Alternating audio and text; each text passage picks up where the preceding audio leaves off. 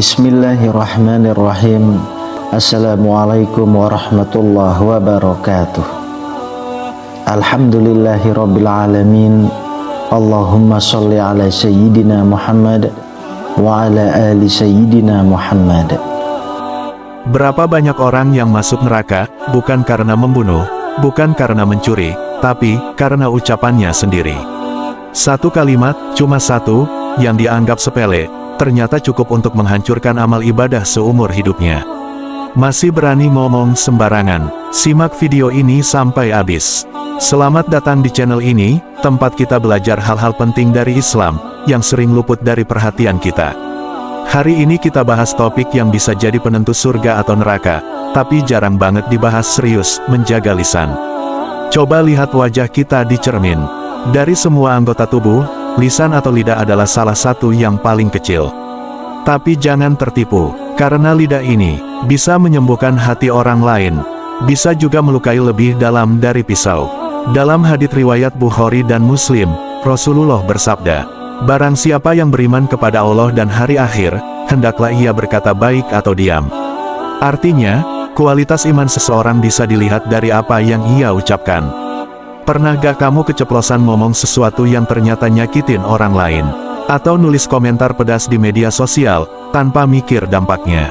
Rasulullah pernah bersabda, sesungguhnya seseorang bisa mengucapkan satu kalimat, yang ia anggap biasa-biasa saja, tapi ternyata menyebabkan dia terjerumus ke dalam neraka sejauh 70 tahun. Hadis riwayat Tirmidzi.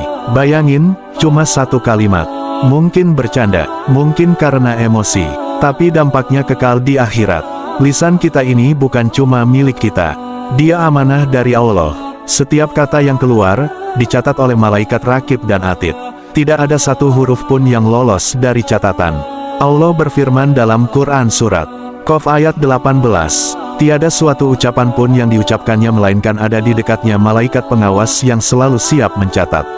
Mau bercanda, mau ngegosip, mau nyindir, semua dicatat. Pertanyaannya sekarang, siapkah kita mempertanggungjawabkan semua kata yang keluar dari mulut kita? Kalau kita gak yakin ucapan kita membawa manfaat, Islam ngajarin kita solusi paling aman, diam.